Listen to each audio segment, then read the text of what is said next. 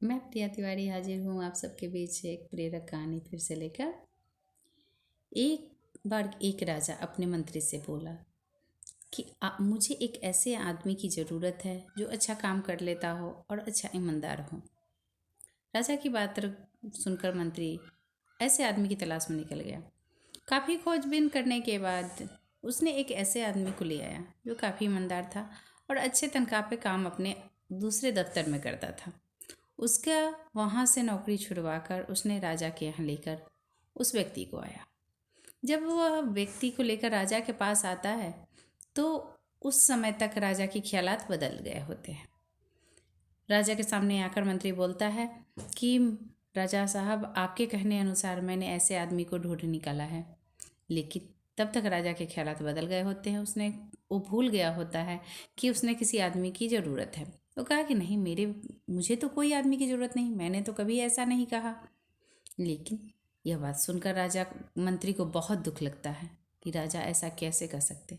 उसने राजा से बोला कि यह व्यक्ति बहुत ही ईमानदार है और अच्छे तनख्वाह पे काम कर रहा था।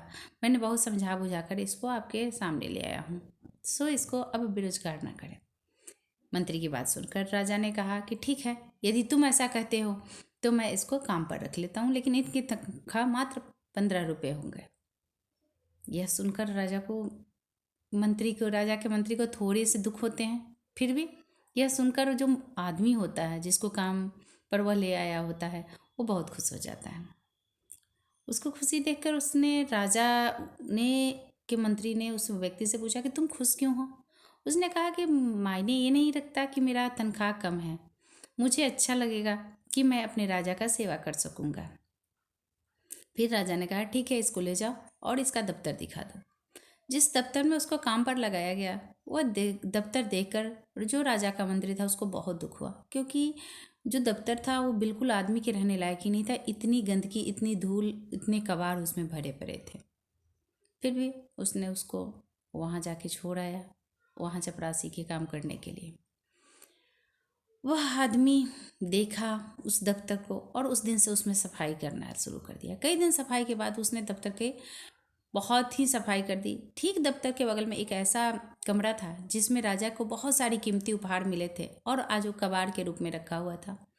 उसने उस कबाड़ की सफाई की और जो ज़रूरत की नहीं थी उसे कबाड़ वाले से बेच देता है और उससे जो पैसा होता है वो राजा के लिए, वो नए नए वहाँ के लिए, दफ्तर के लिए फर्नीचर ले आता है, साजो सज्जा का सामान ले आता है और बचे हुए पैसे को राजकोष में जमा कर देता है। यह देखकर आस पड़ोस के और मंत्री और व्यक्ति जो थे रोज राजा के पास शिकायत करने जाने लगे कि आपके दफ्तर की कबाड़ वो बेच रहा है, ये वो जो। एक दिन गुस्सा में सुन के शिकायत राजा चले गए हैं दफ्तर और देखते हैं तो देखकर ही दंग रह जाते हैं, क्योंकि दफ्तर तो बिल्कुल शाही दफ्तर बन चुका होता है। वह यह राज जाना चाहते हैं उस व्यक्ति कि तुमने ये पैसे कहाँ से लाए, कहाँ से फर्नीचर लाए, कहाँ से व्यवस्थाएं की।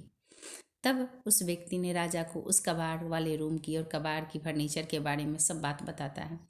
यह सुनकर राजा बहुत प्रसन्न होता है और वह अपने राज्य के वित्त मंत्री उसे बना देता है।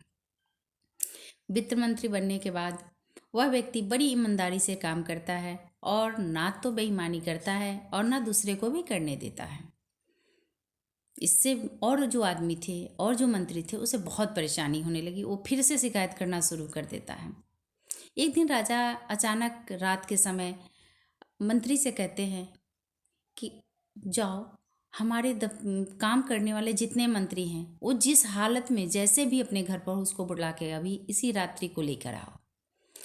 मंत्री गया और जितने भी और मंत्री थे उन सबको बुला कर ले आया, सिवाय वित्त मंत्री नहीं आया।